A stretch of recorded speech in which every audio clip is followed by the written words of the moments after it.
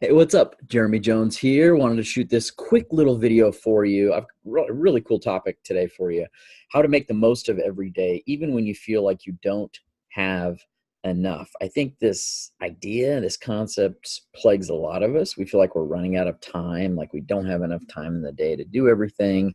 I have a new online course where I show people how to generate leads online for their business and generate lead flow. And a lot of people, when they don't have enough, business, don't have enough clients, they retract. When there should be some just fundamental things that you take action on to continually grow your business. Now, I just watched this TED Talk that was absolutely fantastic on the idea of making the most of every day when you don't feel like you have enough. It's great. I'll share with you where to find that TED Talk.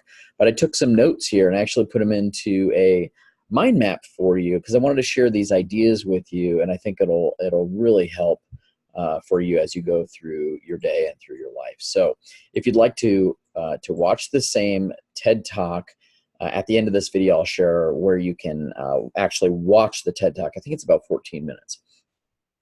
So the very first thing that her name is Kelly that went through this amazing TED Talk, and also I wanted to share with you. I'll do this at the end as well. But if you are in a position where you run a business, primarily like a service business, coach, consultant, any sort of services that you offer, and your lead flow kind of goes up and down. Sometimes you have leads, sometimes you have referrals, sometimes it dries up, and you're kind of freaking out. Well, if you have a consistent flow of leads, you don't need to freak out. You have a predictable set of things that you do to get a consistent lead flow. And I created a new mind map where I go through 3 simple online campaigns. And if you'd like to get a consistent flow of new leads and clients for your business by adding value and giving and not retracting or having this sense of scarcity where, people aren't buying in the summer or people aren't buying in the winter or whatever season it is.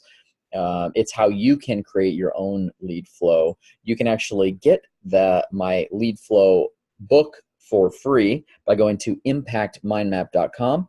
And when you get a physical copy of the book, which is free as well, I'll actually send you my full mind map with those 3 campaigns. And I think that'll really help you as well. Okay. So here's my notes that I took on this TED Talk, which I thought was just fantastic. How to make the most of every day, even when you feel like you don't have enough. Okay. So what she does is break down that not having enough tends to seem like it's a bad thing. And she shows how feeling like you're not having enough can actually turn into a good thing. So she broke it down into basically 2 areas of feeling like you're not having enough: objective scarcity and subjective scarcity. So objective scarcity is feeling like we're running out of things that we need, like we don't have enough time, we're running out of it. So the example she gave out here is like we're running out of gas, right? You're driving in a car, you're running out of gas. That's objective scarcity. It's a thing. Or your cell phone battery is running on low, right? You get the little red icon that shows your cell phone battery is low. You're actually running out of something. Not enough time. Like we don't want to miss out because there's not enough time. We tend to do things to save time, but then we fill in that time with other things. So you would think that because we can make phone calls with a cell phone and people are located anywhere and we're saving all this time and not having to go to meet people, we'd have all this extra time, but we don't, right? Time, the space gets filled in. She also gave the example of like Amazon created this thing where we could go online, pick stuff we want, one-click purchase, save a lot of time. It gets sent to us the next day. You think, oh, that's going to give us all kinds of time. We don't have to go to the store and all this stuff. But it actually doesn't. That time just fills in with other things. Then we looked at, or she covered, and what we'll look at here is subjective scarcity. And what this was is the concept where, you take the trip to the store, you go to some event, and you take a picture and you put it on Instagram. And then you go scrolling on Instagram and you see one of your good friends is on a yacht trip. So there's this scarcity like, well, shoot, I should just go delete my picture on Instagram, right? So there's this idea of this subjective scarcity where the things you're doing are not enough, and you look at other people that are doing other things, right? So she is basically challenging us with the idea that having not enough can actually be a good thing. So let's look at that. So she was actually a person that was on the Survivor show. I don't know if they still run it. We don't watch much of TV, but I remember years ago I watched Survivor, and I don't know when she was on it, but she was a participant on the Survivor show, and that's kind of where she got this concept. Well, the Survivor show is all about scarcity, right? There's a limited number of resources. There's only one winner. There's a limited number of people that can be on there. People are eliminated, and there's this idea of competition. So you think the whole thing would be revolved around scarcity. So then she looks at this idea of scarcity.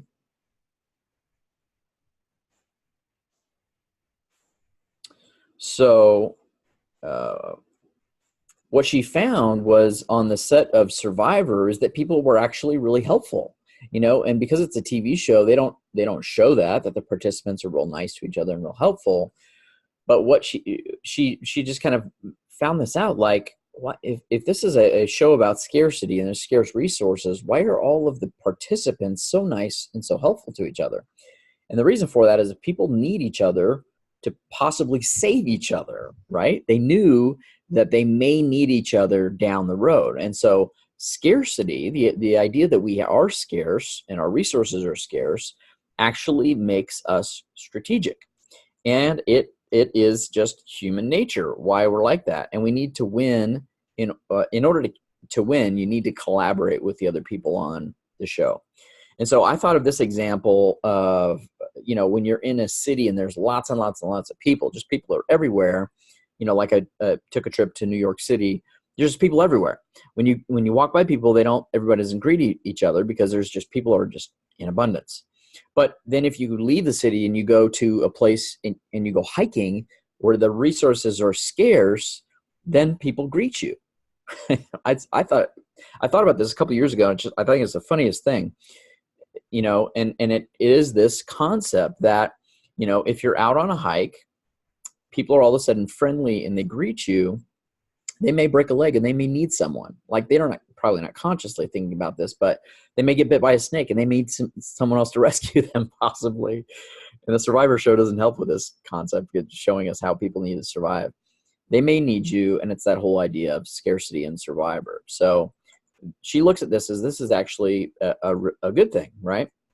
So she talks about this experiment where the concept of this not having enough is actually a good thing. People were faced with the idea of scarcity, and they had option one is, or basically part one of what happened. People needed help with something. She put people in a position where they needed help with something. That means their mindset is in a position of scarcity. After they were in the position of scarcity, they were asked to give a gift to thank the person. And a very small percentage of people, they were actually, so it turns out they were less likely to do that because their mind was in a position of scarcity. Then what they did was they changed it up. And in part two is they told the person, well, if you give a gift to this person, that they'll be more likely to help you later if you need it down the road. And they were much more likely to give a gift if they thought it may help them later. So the results of this whole social experiment is when people feel like they didn't have enough, they tend to be restrictive, right? Because of the idea of scarcity. Then she introduced the concept of being more selfish or more generous based on if there was something in it for them. When it came to where they thought, oh, there might be something in this for me later, then they tend to be more generous. This makes people aware that the generosity could be more strategic with our own interest in mind. And this is just a human nature thing. You may consciously think, well, I wouldn't do that in that situation. But when we're actually put in that situation, we all tend to do this, right? And so at first, it seems like we're only giving in order to get, because scarcity puts people on guard, right? Because we put ourselves into either like a fight or flight method or something that puts us on guard. And she reminded us of the concept of Stephen Covey in his book, 7 Habits of Highly Effective People, which if you haven't read that, it's excellent. You should. where he talks about think win-win. It's not win-lose, it's win-win. So she introduced this concept of helping yourself by first helping others. And I love this concept because that's really how we look at business, is giving first, looking to add value to others first. And that's how you can actually give a lot really without the expectation to give or to get, because you actually will get by doing that, right? That's just part of human nature as well. So here's what you can do about it. By first being aware of how you feel by not having enough. You know, you go on Instagram, you go on Facebook, you see other people doing other things, you think, oh, this is not, you know, you start to feel bad about your own situation. Well, you turn that, actually you being aware of that, into a call to action. You let your constraints of feeling that that scarcity on yourself, use that to motivate you. Let it remind you that relationships and other people matter. And when you feel scarcity, it's an opportunity to look for a win-win opportunity, right?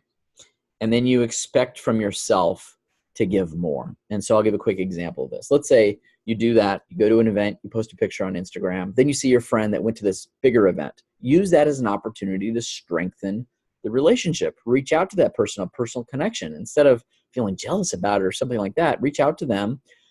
Oh, it's so awesome. I saw that you went on this boat trip. How was it? What was the best part about it? What'd you like about it? Use that as an opportunity to give to them with a mindset of not, I'm doing this to get something from them, but maybe later on down the road, they may be able to support me in some way, right?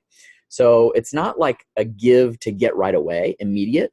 It's a give to possibly get down the road, because that's just the way that we're wired. I thought this was just a really healthy, really interesting way to look at this. So if you'd like to see this TED Talk, just do a search for TEDx Talks. Her name is Kelly Goldsmith.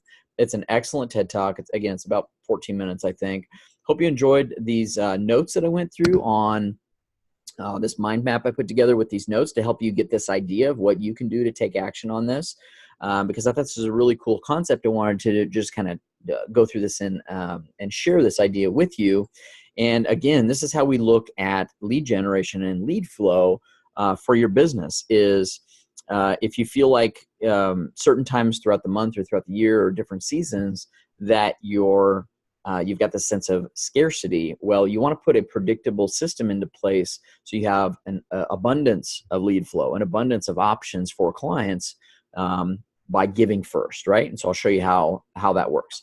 What you can do to get that is you can get my book free. It's called Lead Flow Leverage. It's a book about these 3 online campaigns you can do to bring in more leads consistently. Go to impactmindmap.com to get a free copy of that book. And when you get the book, which the physical copy is free, I'm going to give you my mind map as well that goes through all of the campaigns with some resources and tools, some really cool stuff. So hope you enjoyed this. If you'd like to see more like notes like this or mind maps like this, drop me a comment. Let me know if you like this or this was helpful for you.